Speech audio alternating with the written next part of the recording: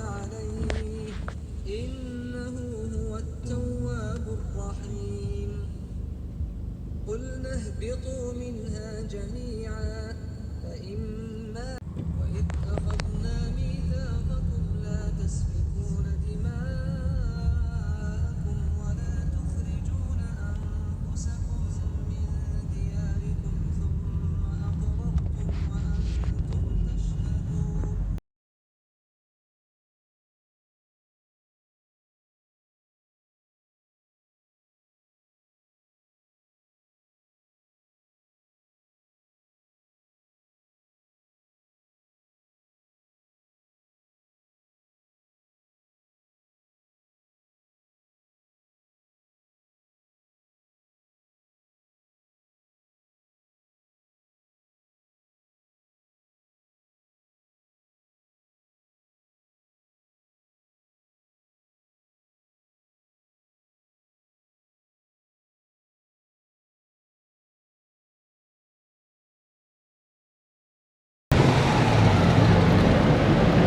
Let's go and get a cup of coffee first.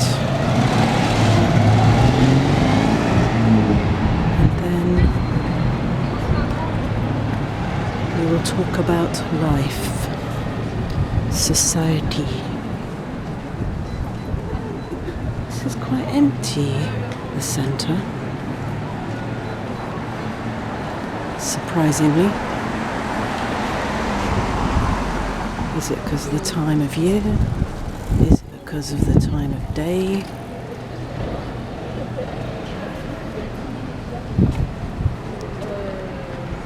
So there is a Tunisian place here. I will go and get a coffee here first.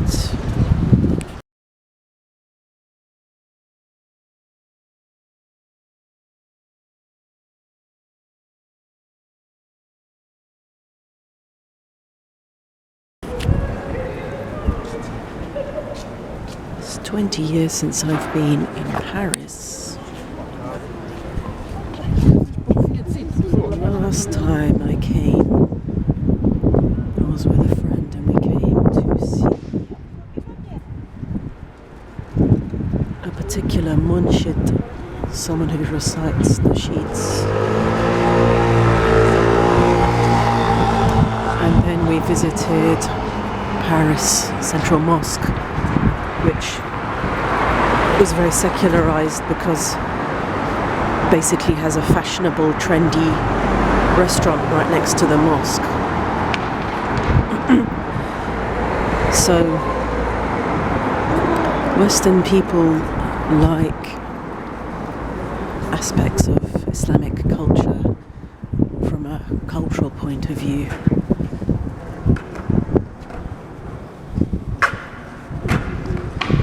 Obviously they don't like the religion itself. I remember going to one city in France where people didn't clean up after their dogs. You could hardly walk in that city because of where the dogs had been. And that made me ask, what is being civilized?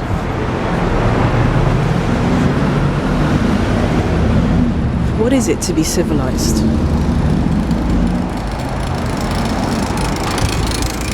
Architecture is beautiful, architecture is wonderful, I love architecture. But you're dirty?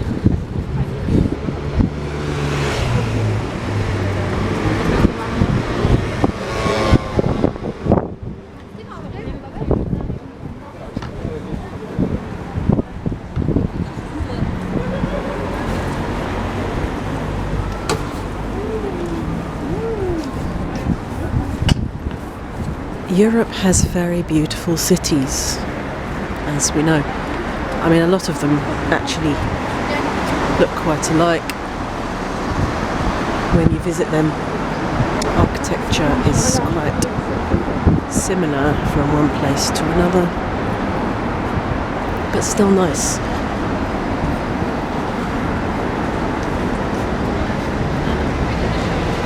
The thing is though, because Europe has erased its spiritual culture. When you visit Europe, you go for its aesthetic beauty. But what is missing is the spirituality.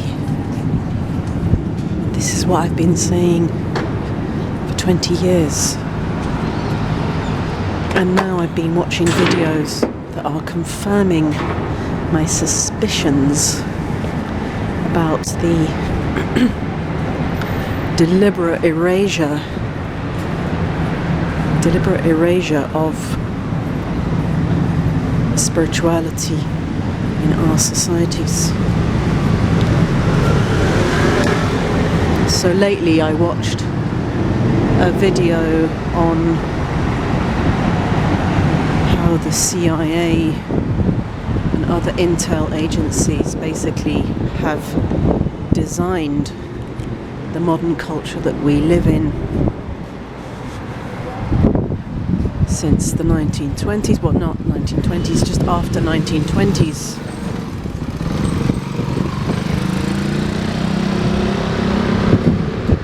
I knew I was growing up in a fake construction.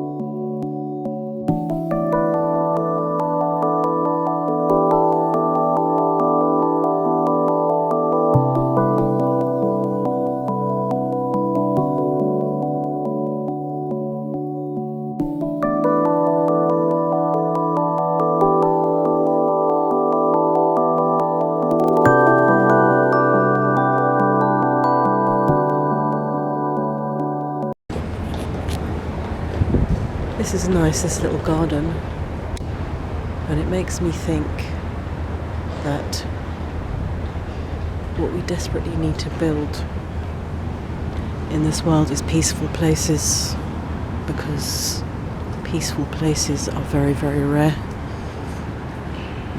When you come to different cities in Europe, like I said,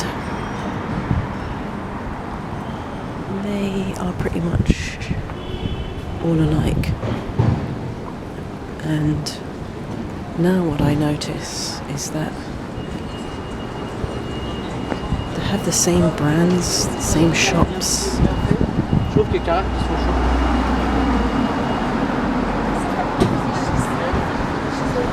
20 years ago I was saying that modernization is homogenization. And this is a lot of what we have today.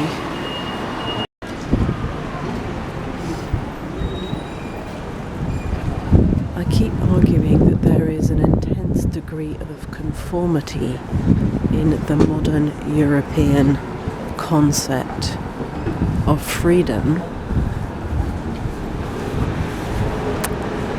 and that people's freedom is delineated within strict parameters. Of course, we also know that there is a facade in Europe of respectability, and definitely in French culture it is understood that as long as you maintain your facade of respectability, then you can do what you want behind closed doors. And it's very similar in British culture.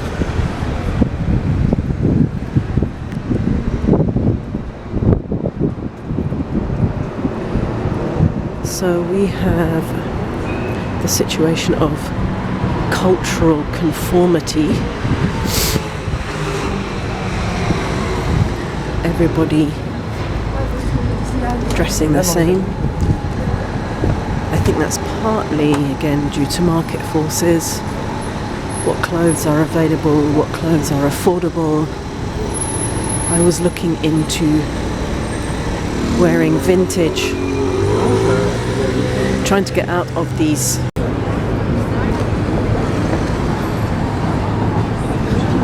affordable clone zone clothes. I like that. Clone zone clothes. I was trying to get out of that, but it's very expensive, and it doesn't matter what culture you're from. If you want to wear the traditional clothes of your culture, nowadays you have to pay thousands in whatever currency you have. So in some sense, just because we can't afford it, we have to buy what is available on the high street,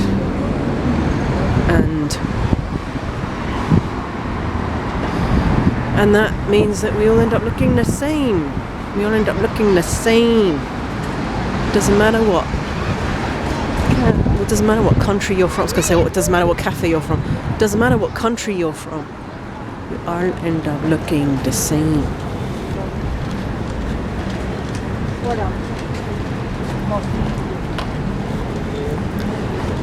And of course that affects your mentality. No, I'm telling you. Can you see how everyone is dressed? Like you could take this picture to any European city, and guaranteed everyone's going to be wearing the same. So as this video was saying about how Western intelligence services have done a lot to design 20th century secular culture through media, of course economy, but media largely. They are talking in that video about deracination, cutting people from their roots, cutting you from your cultural roots, your history, your understanding of yourself. And this is in the name of freedom. So again, in my videos I talk a lot about freedom, and this culture is modern secular culture is presented as offering people freedom. Yes, it does offer you freedom to a degree, but it also offers you psychological, philosophical and spiritual emptiness. Emptiness is at the heart of it. And everybody lives with this emptiness, but they don't really talk about it. Or if they say they're feeling empty, then, you know, they go for psychotherapy. And I noticed on YouTube recently, I think they've now got a new name for this feeling of emptiness. It's now a new syndrome, psychological condition. Yeah, that psychological condition has been created by the architects of our modern culture.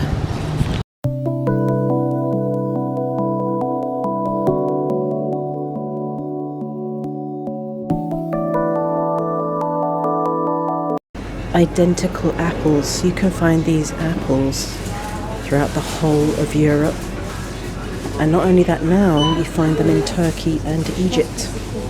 The same apples, the same 4 brands. Yeah, so we have here in Europe, obviously, organization, systems.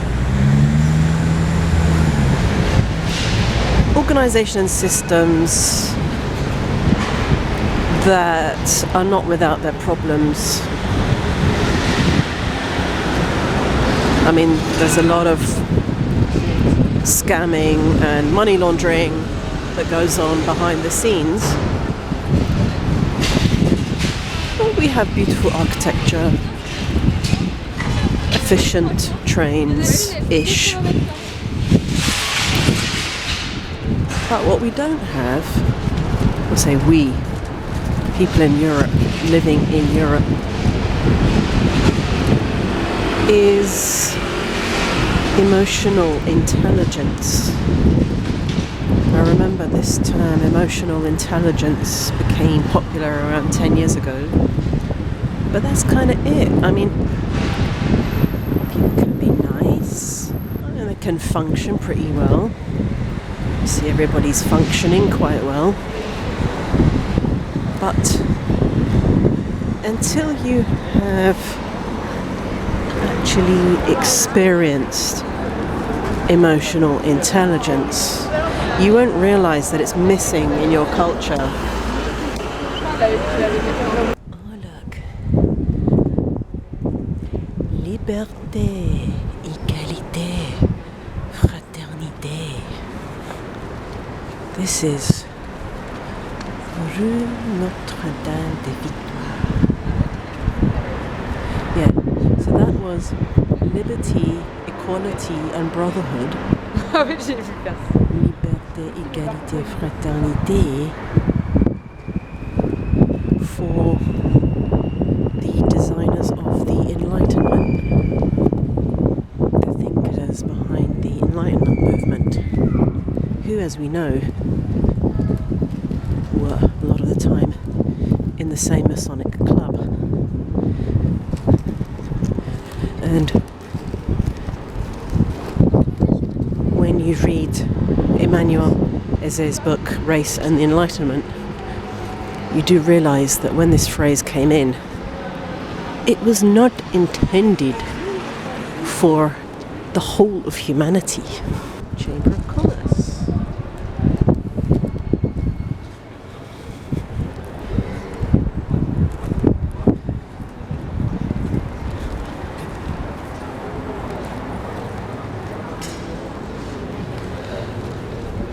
So there we have it. The benefits of Europe, as everybody knows, are financial security for a lot of people. Homeless person there, so not security for everybody these days, and things are definitely getting tougher. Really, the financial rearrangement of the economy is meaning that even now people in Europe are being crushed by the economic changes. But Europe is still clinging on to its reputation of civilization and law and equality. But at the heart of it is spiritual vacuousness, emptiness.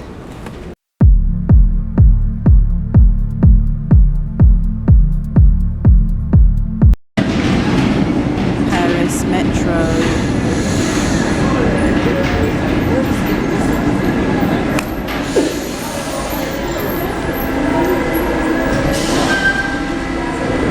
Makes me think of all the metros in the world, in every city.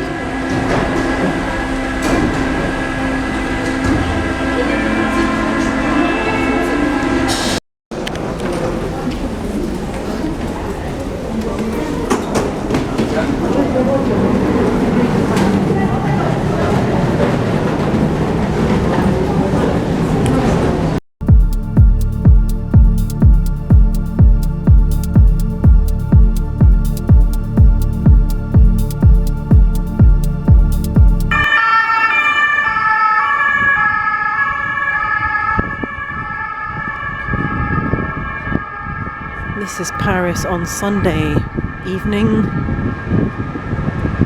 Very like London. Everything is closed. You'd think that London would be a 24-hour city, but actually it isn't. And it looks like very much the same with Paris too.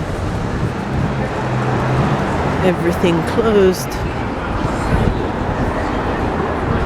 apart from a few restaurants that were closed this afternoon.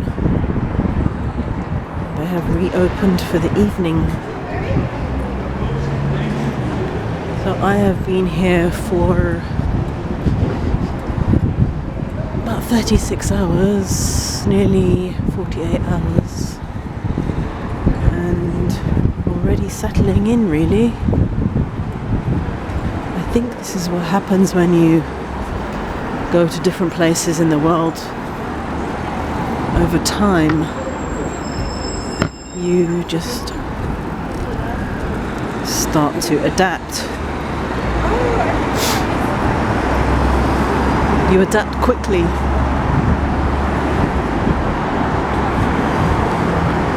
This guy on the left, homeless. I don't have any cash to give him.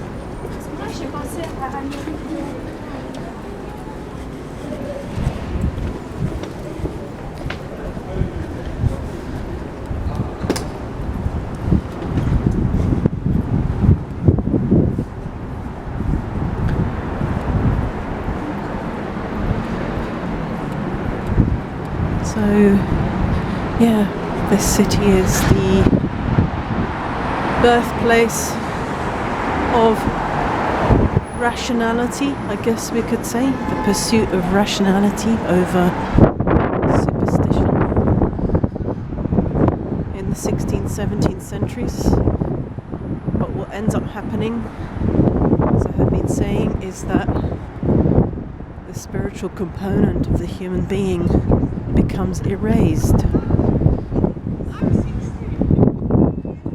As Roberto Calasso has said, what is important in this kind of society is wit, turn of phrase, effect. Yeah, what is important is effect rather than the heart, the meaning, and a deeper experience of existence. Obviously I can't speak for everybody, but in general this is what this trend has produced since the late 18th century and continues to do so vociferously now on social media. There is an experience of existence that people raised in a hyper-rationalist, secular environment will never experience, will never have. And as long as people continue to think that they are inherently superior to the rest of the world, and again, I'm not saying everyone here thinks that, but in general, there has been that sense of superiority among secularists, hyper-rationalists. As long as there is that sense of superiority, they will never have a whole range of human experiences. They will never experience different dimensions of existence that go beyond the material.